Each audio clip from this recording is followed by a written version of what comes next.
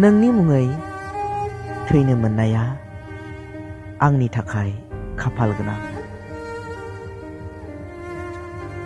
सानलावरिनि हिसानसालियाव आं बायदि गाबनि आगर एरो।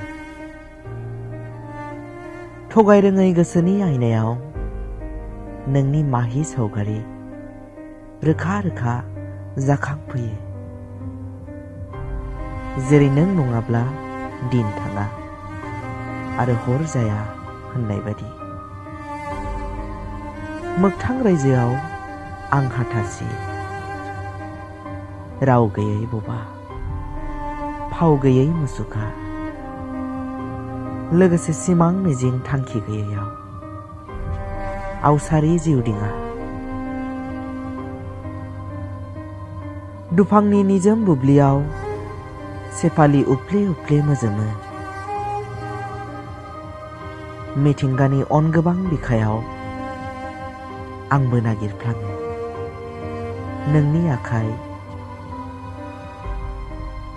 आंनि आखायाव अब्ला।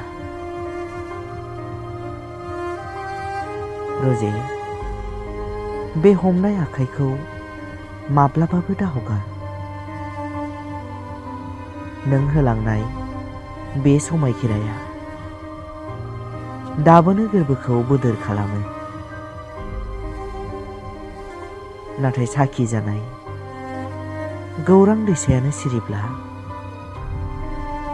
दिनै गाबोननि सावनांनाय बुब्लियाव सोर गसंफानो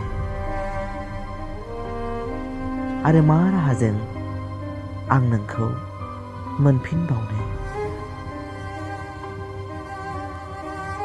मानसिनि जिउआ दानो दं दानो गैया। जानांगौ नोंनि मुङै थैनो मोननाया आंनि थाखाय खाफाल गोनां।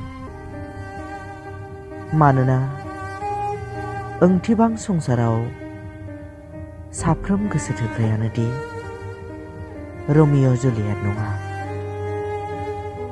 बिसोरबादि मुलुगनि फोरमान जानाय खाफाल गोनां बयबो जाजोबा। ओरैबादि 20,000 गोसो थोग्रा मोनगोन जायनि गोरबोआव रेबनानै गोरबोआवनो गोमाजानांनाय गुमुर गैयै जारिमिन। बेखायनो नोंनि मुङै थैनो मोननाया आंनि थाखाय खाफाल गोनां। गोजोन्थों।